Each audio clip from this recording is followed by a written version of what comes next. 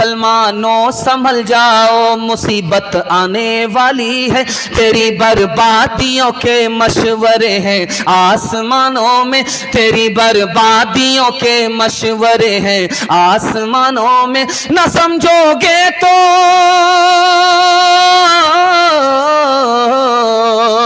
نہ سمجھو گے تو مٹ جاؤ گے ہندوستاں والو، تمہاری داستاں تک ہی نہ ہوگی داستانوں میں، تمہاری داستاں تک بھی نہ ہوگی داستانوں میں۔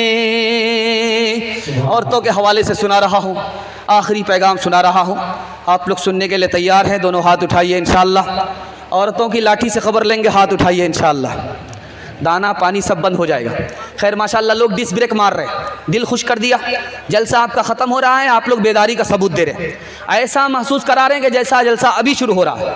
دل سے دعا دیتا ہوں اللہ پوری بستی میں خیر و برکت کو نازل فرمائے، اور اللہ ساری مصیبت اور بلا کو بستی سے دور فرمائے۔ دھیان سے سنیے گا جو آپ کو سنانے کے لیے جا رہا ہوں، بہت دھیان سے سنیے گا۔ لڑکی ہے، پیر صاحب آتے ہیں، پردہ نہیں کرتی ہے، یاد رکھیے پیر سے بھی پردہ ہے۔ نبی صلی اللہ علیہ وسلم سے بڑا کوئی پیر نہیں ہو سکتا، لیکن ان سے بھی دنیا نے پردہ کیا ہے، عورت نے پردہ کیا ہے۔ یہ کون سا پیر ہے؟ پیر ہو اس سے بھی پردہ ہے۔ آپ کے گھر میں مزدور کام کرتا ہے، عورت اس سے پردہ نہیں کرتی، غلط ہے، ناجائز گناہ ہوگا۔ اپنوں سے پردہ نہیں کرتی، غیروں سے پردہ کرتی ہے، جیٹھ سے دیور سے پردہ نہیں کرتی۔ یاد رکھیے فتنہ اپنوں سے پیدا ہوتا ہے۔ اگر چچا جوان ہے، بھتیجی جوان ہے تو بھی پردہ کرنا چاہیے۔ لکھا کیوں؟ اس لیے کہ غلط خیال سے چچا اپنی بھتیجی کو نہیں دیکھے گا، لیکن اس خیال سے ضرور دیکھے گا کہ دیکھیں میرے بیٹے کے لائق ہوئی ہے کہ نہیں ہوئی ہے۔ چچا سے بھی پردہ ہے، بھتیجی سے بھی پردہ ہے۔ دھیان سے سنیے گا، آخری بات آپ کے سامنے آ رہی۔ جب بارات آتی ہے بستی میں تو عورت تاک جھانک کرتی ہے کہ دیکھیں کہ دولہا کالا ہے یا گورا ہے، ٹھگنا ہے یا لمبا ہے، موٹا ہے یا پتلا ہے۔ عورت جھانک کر کے دیکھ رہی ہے، دولہا کو دیکھ رہی ہے، باراتی کو دیکھ رہی ہے، غلط ہے۔ عورت کو غیر مرد کو دیکھنا، جھانک کر کے دیکھنا حرام ہے۔ اسی طرح جب ہماری بیٹی جوان ہوتی ہے، اس کو ماسٹر صاحب پڑھاتے ہیں، غیر مرد پڑھاتے ہیں، یاد رکھیے دولت جائے گی واپس آ جائے گی، آبرو جائے گی واپس نہیں آئے گی۔ بہت پیاری بات آپ کے سامنے رکھنے کے لیے جا رہا ہوں۔ ہمارا جوان بیٹا آوارہ ہو رہا ہے، جو 22 سال کا بیٹا ہے وہ تو صحیح ہے، جو 20 سال کا بیٹا ہے وہ صحیح ہے، جو 18 سال کا بیٹا ہے وہ آوارہ ہو چکا، لیکن ہم دھیان نہیں دیتے۔ کیا کہتے ہیں ابھی تو 22 سال کا لڑکا کنوارا ہے، 18 سال کے لڑکے کا کیسے نکاح کر دیں؟ یاد رکھیے آنے کی ترتیب ہے، جانے کی کوئی ترتیب نہیں ہے۔ آپ کا بیٹا 22 سال کا ہے، آوارہ نہیں ہے، اس کا نکاح مت کیجئے۔ 20 سال کا ہے، آوارہ نہیں ہے، نکاح مت کیجئے۔ لیکن 18 سال کا اگر آوارہ ہے، آپ نکاح نہیں کریں گے، جیسے آپ کا بچہ گنہگار آپ گنہگار ہوں گے۔ دھیان سے سنیے گا، آخری بات میں آپ کے سامنے رکھنے کے لیے جا رہا ہوں۔ اسکول میں بچی پڑھائی کر رہی ہے، اسکول میں چھٹی ہو گئی، نکل گئی، کپڑے کی مشین تھی، اس کو دیکھنے کے لیے جانا تھا۔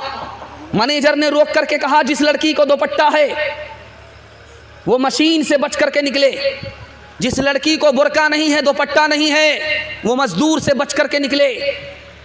مزدور نے آنکھ مار دیا، عورت گرفتار ہو جائے گی، آبرو چلی جائے گی۔ دوپٹے والی عورت ہے، مشین میں اگر دوپٹہ پھنس گیا تو جان چلی جائے گی۔ تیسری بات کو یاد رکھیے، 1954 میں عدالت کا ایک فیصلہ آیا، آپ کو سن کر کے خوشی ہوگی کہ اسلام عورت کو عزت بھی دیتا ہے، آبرو کی حفاظت بھی کرتا ہے۔ سننے کے لیے تیار ہیں؟ دونوں ہاتھ اٹھائیے، انشاءاللہ امتحان نہیں ہوگا، دھیان سے سنیے گا۔ کلکتہ کے ہاوڑا برج پر ایک عورت جا رہی تھی، آدھا کپڑا پہن کر کے گزر رہی تھی۔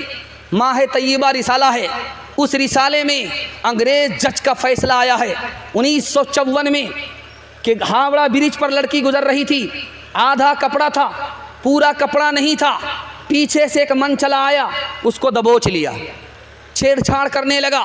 اس لڑکی نے، امیر باپ کی بیٹی نے جا کر کے عدالت میں شکایت کر دیا کہ اس لڑکے نے مجھے چھیڑا ہے۔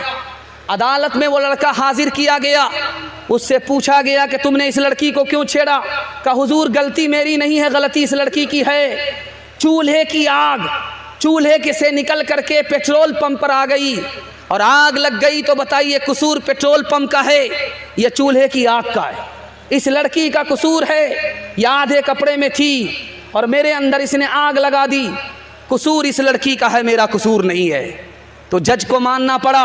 अंग्रेज जज था, वो समझ गया कि लड़की अगर आग है तो लड़का पेट्रोल है, लड़का अगर पेट्रोल है तो लड़की आग है। लड़की और लड़का एक जगह बेपर्दा जमा हो जाए तो आग लगना ही है। ये हमारी जिम्मेदारी है कि हम अपनी बेटी को पर्दे में रखें, समाज की जिम्मेदारी है लड़की बेपर्दा ना हो। वो एक बाप की बेटी नहीं है, पूरे समाज की बेटी है। याद रखिए उस जज ने क्या लिखा, इस लड़के की गलती नहीं है, गलती इस लड़की की है। लड़की को सज़ा मिलेगी। क्या सज़ा मिलेगी? ये लड़की बगैर दुपट्टे के चलती थी, 1 साल इसको उस बुरके में रहना पड़ेगा जिसका हुक्म नबी सल्लल्लाहु अलैहि वसल्लम ने दिया है। बस पलट गई, एक औरत चिल्लाने लगी। लोगों ने कहा क्या हुआ? लोगों की जान चली गई, तुम्हारी उंगली कट गई है, क्यों इतना चिल्ला रही हो? कहा सबसे ज़्यादा नुकसान मेरा है। कहा कि वो कैसे? कहा कि लोगों की तो जान गई, जान जानी थी चली गई, मेरी उंगली कट गई। कहा उंगली कट गई, जान बच गई तो शुक्र अदा करो, चिल्लाती क्यों हो? उस लड़की का जवाब सुनिए, मैं इसलिए चिल्ला रही हूँ, मेरी वो उंगली कट गई है जिससे मैं अपने शौहर को नचाया करती थी, मेरा बहुत भारी नुकसान हो गया है।